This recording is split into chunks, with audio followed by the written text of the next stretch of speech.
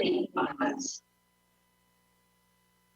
friends. This is your meditation for today's message. Let's just take a deep breath. Feel that breath all the way down into the diaphragm. And exhale. Breathing in and out. You begin to relax. Close your eyes. And allow yourself to feel seated in your soul. As you take these deep breaths, you can feel your diaphragm moving slowly and gently in and out. You focus your attention now on your heart. Release all of your worries, your thoughts, everything that keeps you in your busy mind, and you release that now. And you allow yourself to be in a place of feeling your heart.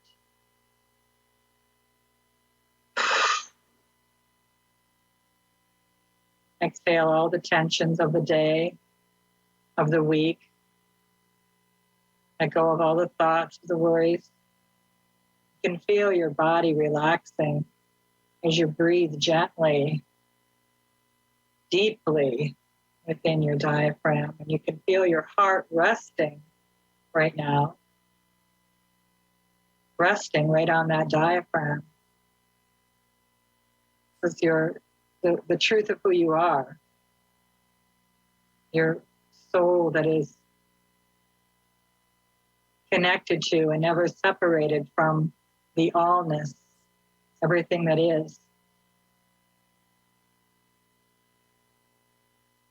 So you breathe into this and you feel peace. You allow yourself to feel from your heart and not think from your brain. So you're feeling peace. If you want, you can put your hands on your stomach so you can feel yourself breathing into this place right below your heart.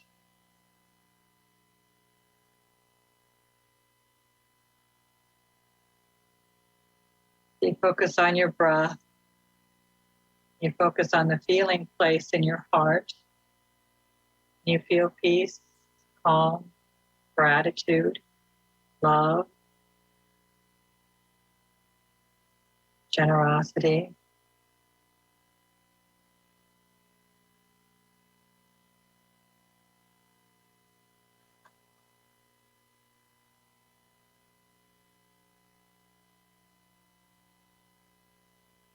So as you rest in the silence for a few minutes, focus on anything that comes up, any little bit of pain, any distraction in your mind. Keep bringing it back to your breath and back to your heart.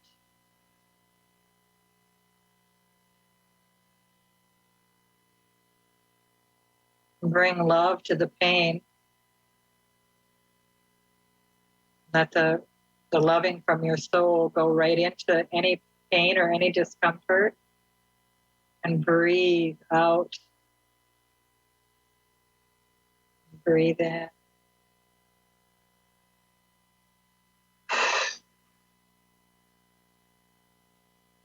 So that you are ready to rest in the silence. A few minutes of silence for us. Allow you to expand your consciousness, expand your knowing. Be in the allness. Be open to receive the collective, universal loving that is the source of God, the source of good. You don't go to this place and you don't bring this place into you because as you are never separated, this place just is. So you sit for a few minutes now in the silence.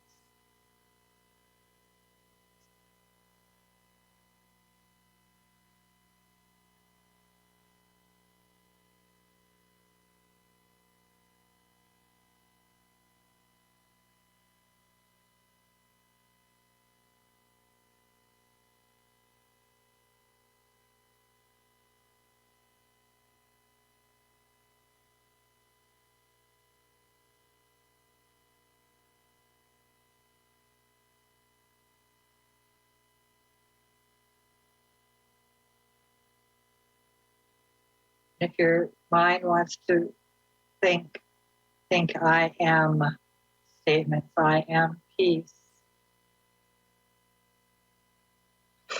And breathe.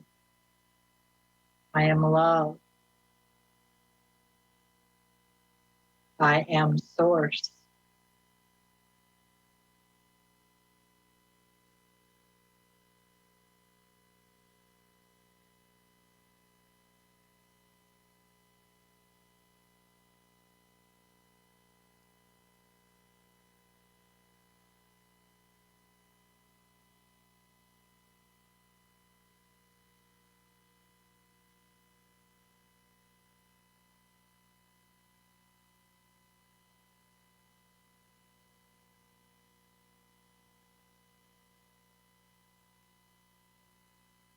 Does it feel like to be a heartbeat with no thought? Does it feel like to have this heartbeat be the source of all that is?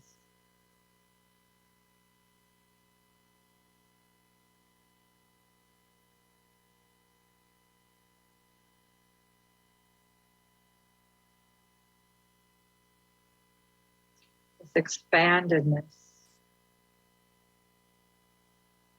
releasing all contraction.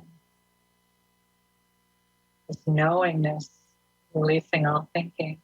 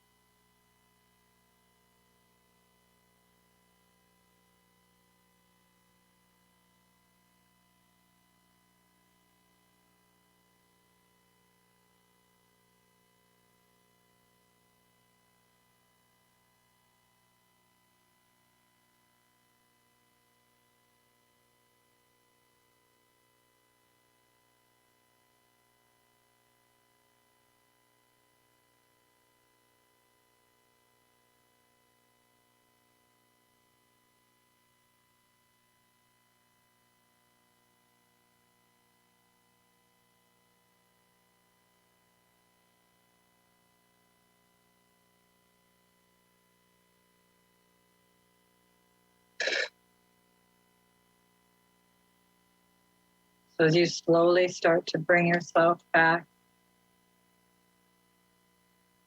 from this place of being and knowing, you slowly start to open your eyes. You remember this truth of who you are is never separate. This truth of who you are is God's child. As you are never separate, even in the most hectic days, even in the busiest traffic, you can allow yourself to take a moment to breathe and bring yourself right back to this connection to source, this place of knowing, this heartbeat that's calm, that's peace. Take this with you and allow.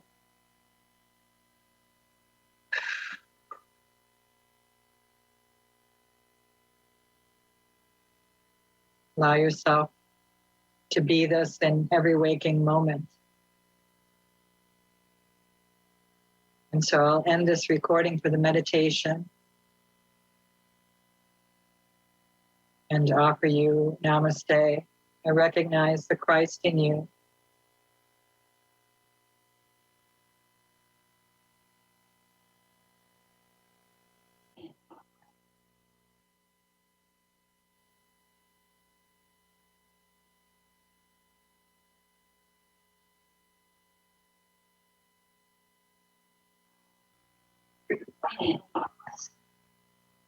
Hi, friends of Madison.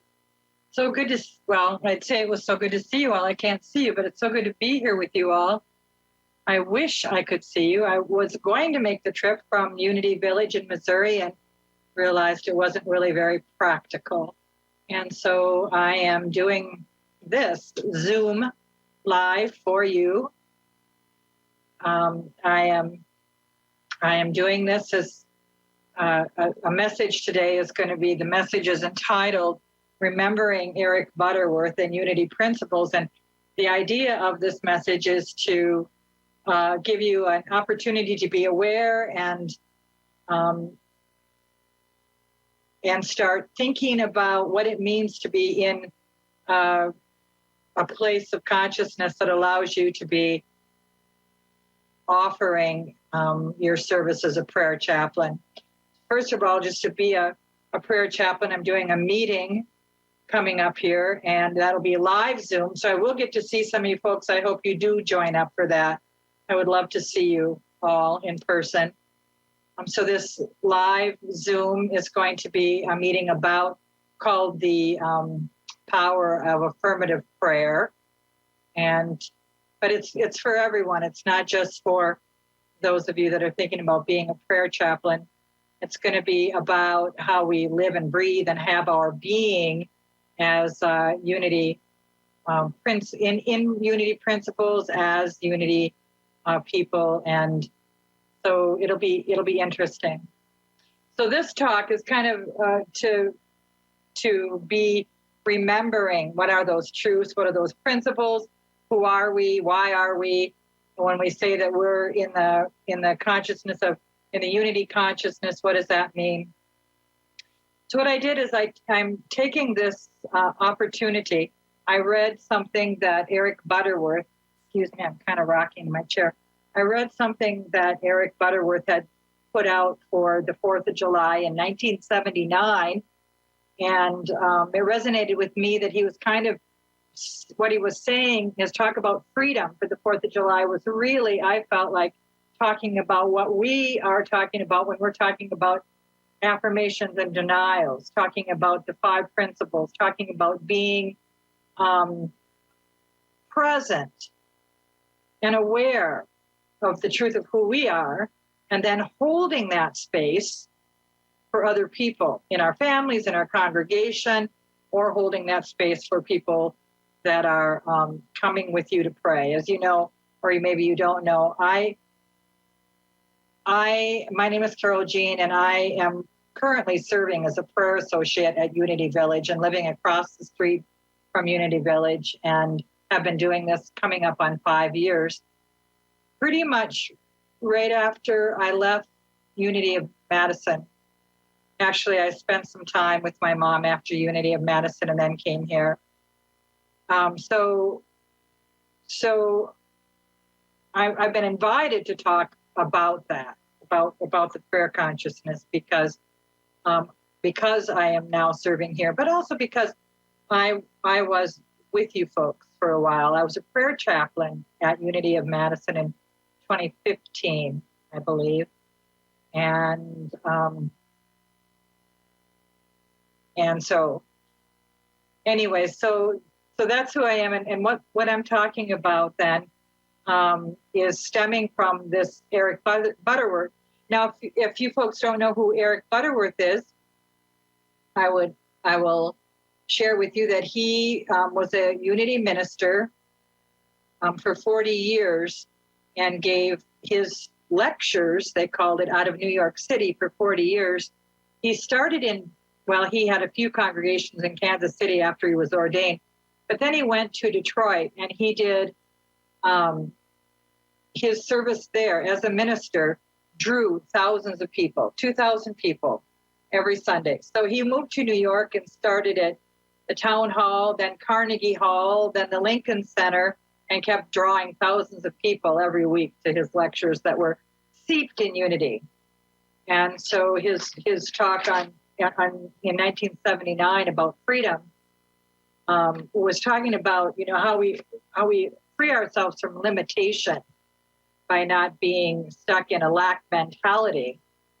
And he goes on to share about how, his talk on, I'm going to translate his talk on freedom to be a talk about what he said as being how we share our unity consciousness in prayer with other people. And so in this idea of affirmation and denials, he was really he was in the affirming. So always affirming the truth of who we are.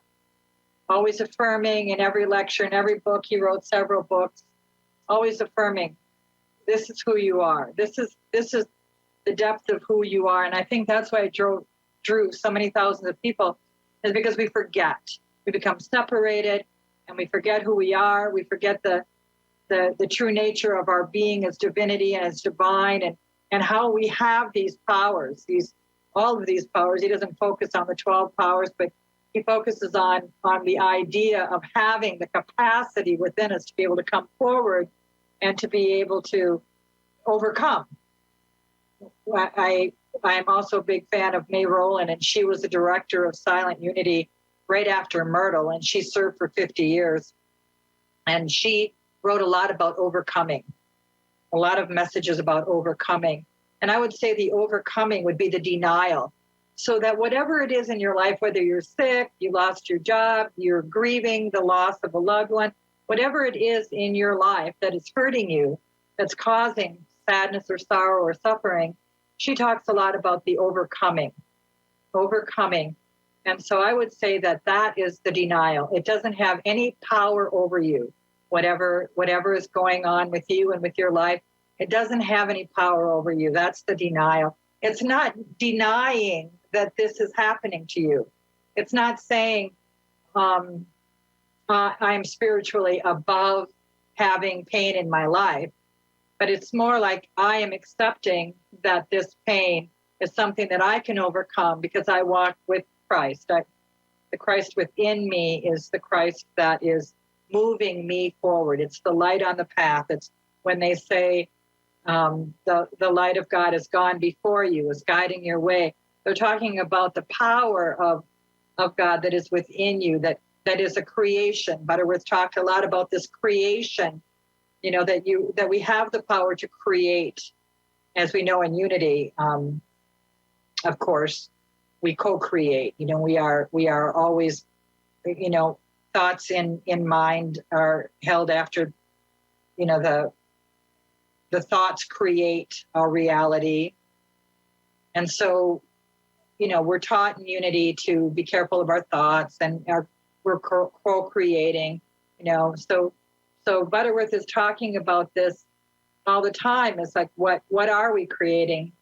And reminding us that we have the power to create, but not that but what I liked about him and about his talk and about his beliefs and about our beliefs as unity is that we're not trying to create something different than what is the truth of who we are, or the truth of what's going on. So you lost your job. So you can't just really create a new job by saying, I deny that old job has power over me and I'm going to create a new job. Because in unity, there's a process. This was Myrtle's work. Myrtle really was about the process. So you had to be in your pain. You had to be in your suffering to do what May calls is the overcoming. Because you can't get from A to B without the healing process has to or should involve a process that is sitting with it. So you sit with your emotions, you sit with your history, you sit with your past, you sit with your old beliefs so you can transform them into new beliefs that you deserve a job that is right and perfect for you. Because a lot of the old beliefs are about unworthiness and it's all about being disconnected. Not the old beliefs are about the disconnect, not about being connected. So when you allow yourself to bring in new beliefs, you're allowing yourself to be connected back up. And so that's what we're affirming. We're affirming. So we have the denial, the overcoming, and then as Butterworth really focuses on is affirming the truth of who we are, where we can come from, what we can do, how we can move forward from our losses.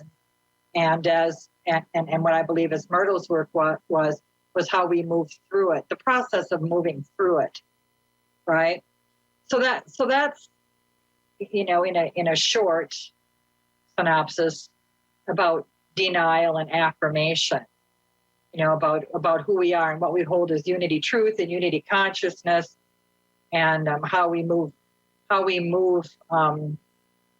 into an awareness that creates our consciousness that we hold like in the meditation that I did, was, we're going to hold this truth, and we're going to hold this consciousness, because, this is where the allness is. And I love that word, because that's a Butterworth term. Eric Butterworth always said, being in the allness, in that some of us call source or oneness or universal mind, but it's where we're connected. And I'm going to credit Butterworth for teaching me that, being in the allness. So Eric Butterworth, in his talk in 1969 about freedom, was a lot about, just what is unity, and how do we hold it, and how do we serve, and how do we hold space for other people. So holding space for other people is what we're doing when we're a prayer chaplain. And really, being a prayer chaplain as a Unity true student, or as a Unity member, or Unity anchored in and steeped in Unity, we want to hold that space for people in our lives. So if you have a family member that lost a job, that you can hold them in this space that's remembering who they are for them.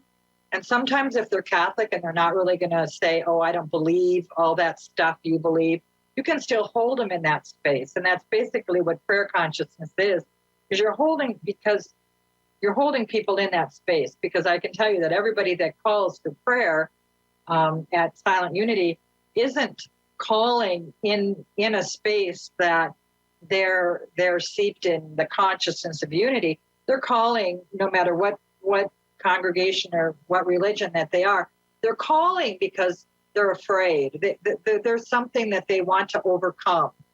And so in order to we don't teach or preach on the prayer line, but in order to help them in their overcoming, you hold the space this is the truth of who you are. So you could tell your brother that lost his job or whatever that, yes, I'm holding you in the belief of your ability to be strong, to get through this. It's the overcoming. I'm going to get through this. I'm going to work through this. I'm going to be able to, apply for jobs again, because I'm going to be able to move through this. And hopefully the real Unity scholars, the real Myrtle followers, they do a little more deeper work. It's not just, this is the loss, and now this is, I'm going to deny this and affirm this new job, and now I'm going to jump right into this new space without that process in between, because the process in between is the growth and the understanding. It's where we learn, and where we change, where we can have new beliefs that we deserve more, new beliefs that we're not a victim to our lives and what happens to us in our lives, but we're creators. This is all Unity stuff. I'm sure you guys all know this, but it's interesting to put it in this way of how we are in our consciousness and how we serve as being with people in holding this for them. Because when people call for prayer, when you sit with somebody as a chaplain, or when you sit with your family and people are hurting, they're not, and myself, when I call for prayer, I'm not in the place where I am able to remember the truth of who I am. I'm calling because I'm all, scared, worried, afraid about, my mom's going to die, or my job is whatever. But so I need somebody to remind me who I am. I need somebody to ground me into the truth. So I would say it would be a gift to be able to do that for people. But we all have that capacity. That's the capacity of who we are. But it is, I guess, a gift in being able to remember that truth enough of the time to be able to hold that truth for people who are hurting, who are suffering in some way, people that are suffering in your community. When you go and you serve, I think you folks are really good about going and serving the homeless. I remember making sandwiches when I was there and helping with that. I forget what that service was called, that ministry that we were doing. But when you hold the homeless people, you're not seeing them as sick and dying. You're holding the truth of who they are as the light of God, and you're seeing that in them so that they can stand a chance to be able to be transformed beyond that. If we're always seeing people in their brokenness, they're not going to transform beyond that, because the creation, as we are co-creating, the creation is going to be creating the brokenness. So we don't want to be in the brokenness, and we don't want to say you're not broke, right? That's not the affirmation. The affirmation is, I see the strength in you, that you can come forth from that brokenness, and you can be, you can overcome this. And right now, a lot of homeless people, it's economy. It's the lack of separation from poor to rich, and so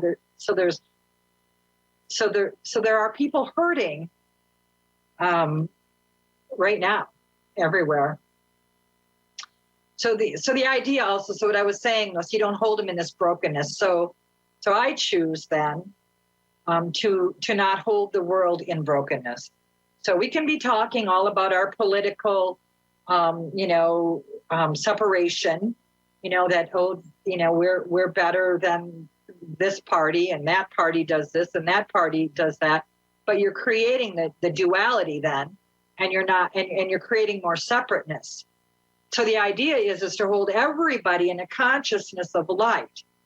So you hear, and especially right now, if you listen to the news, which I'm sorry if I have to apologize, I don't want to, because I don't want to lower my consciousness into being in the swill. I know those things are happening. I'm bringing love. I'm doing what I need to do to create in humanity the overcoming from these things. But I'm not going to be always talking about or living in a place of brokenness of what's wrong with our world, what's wrong with this shooting, that governor, that president, this law, this. All the things that are going on right now. I say I don't watch, but you can't not know. So I know, that there are a lot of fearful things happening right now at a governmental level that feels like we're going to be losing our freedom. And so there again, coming back to Eric Butterworth's talk on freedom, but we're not really losing our freedom. We're not really losing anything, because in truth, who are we really? Are we victims to the government? No, we're really not. We're able to create. We're able to co-create. We're able to be in a place that is beyond our circumstances, that are very human in nature, when the truth of who we are is not human in nature, and it's not the conflict. So what do? Well, we hold ourselves accountable. We hold ourselves free from conflict.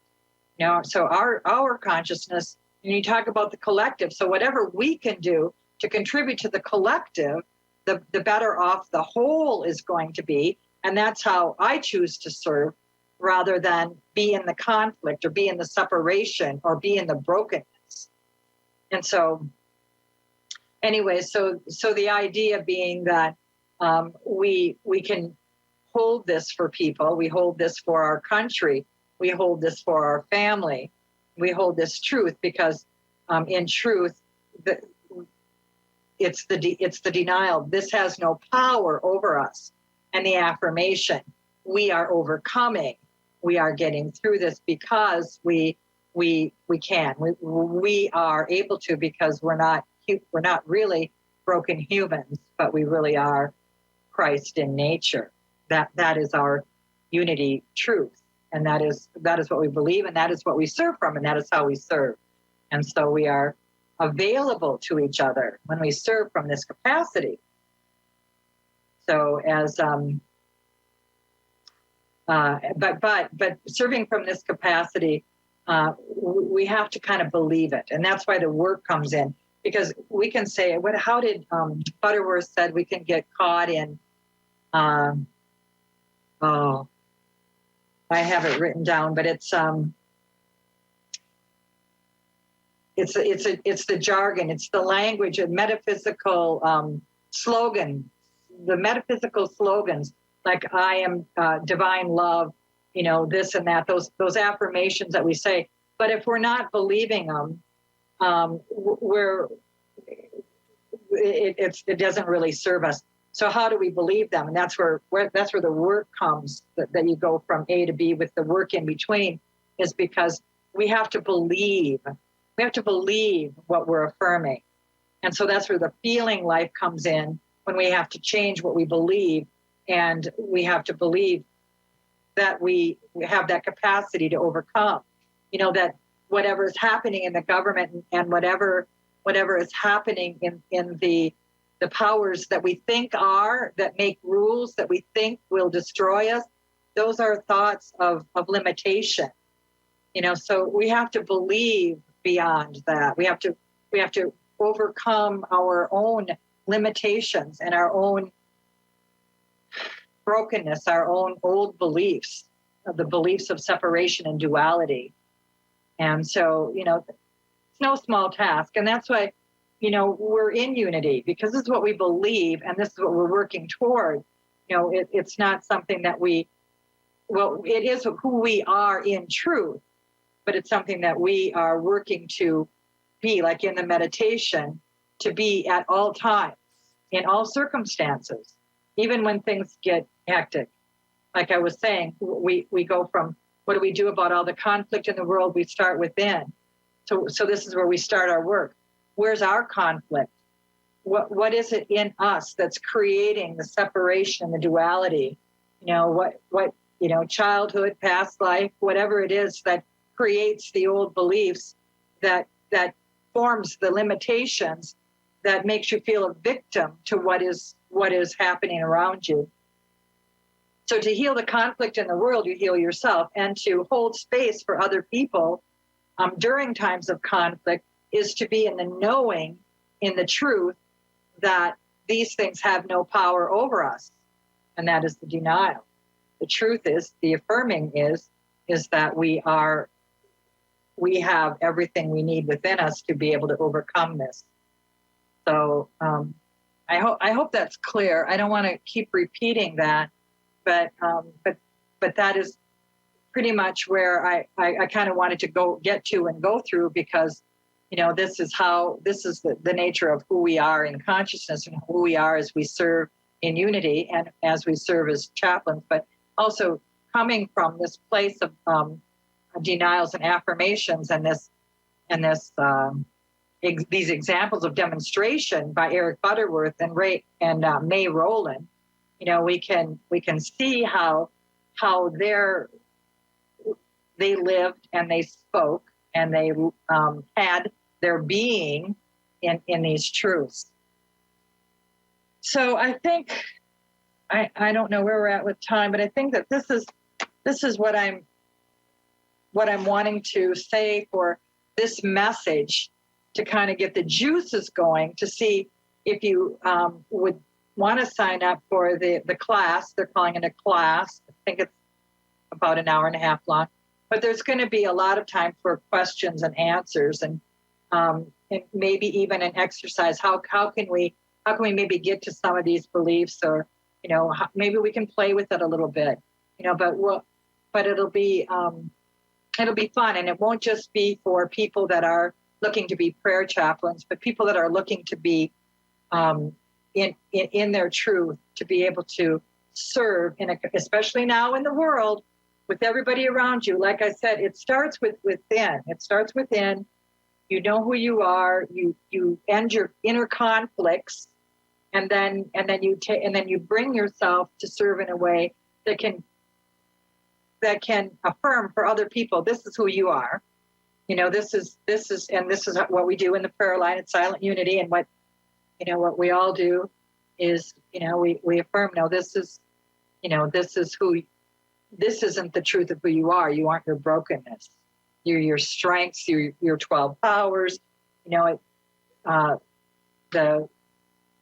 direction that the Silent Unity prayers are going is to reflect back to people when they pray, reflect back to them, use your for whatever they call to pray about, use your power of will to get through this, or use your power of faith to get through this, and kind of naming the powers as we pray with them, to help them identify with the power that they have within them, so that they can begin to stand a little bit more in their strength. And strength is a power as well.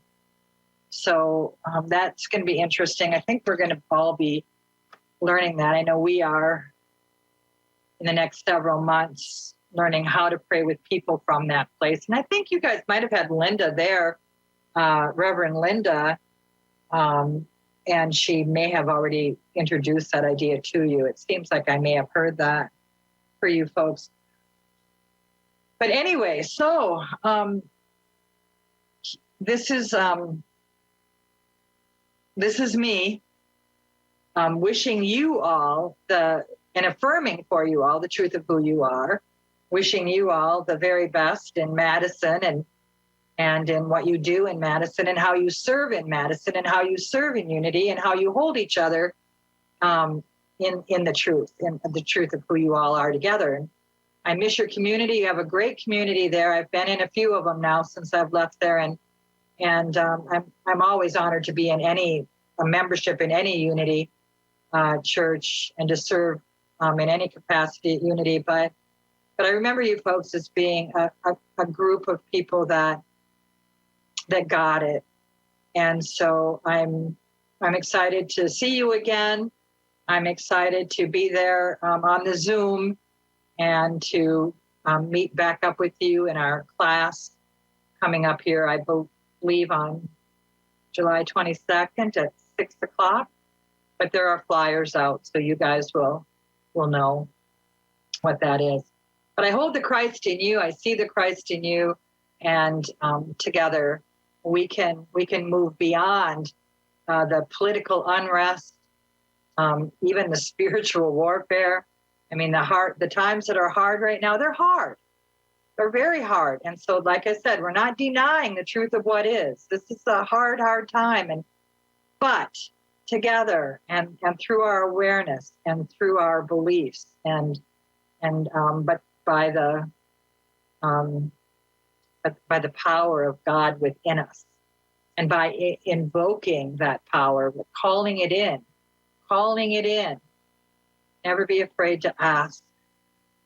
And so when we hold each other in prayer, we're asking. And so we don't beseech, but never be afraid to ask. You and like I said, I am an advocate of calling the prayer line. One time I was still in the building. Some of us are working from home now, and I was still in the building, and I took my break, and I went into the break room, and I called the prayer line in the next room, because I couldn't get past whatever was living in me. And so it's a valuable tool. We're all valuable to be, we're all blessed to know the value of where we are in unity, and where we are in our strength of spirit. So I'm going to leave you with that, acknowledge that in all of you, and hope to see as many of you old faces as I can see coming up here real soon. Blessings. Thank you. Namaste.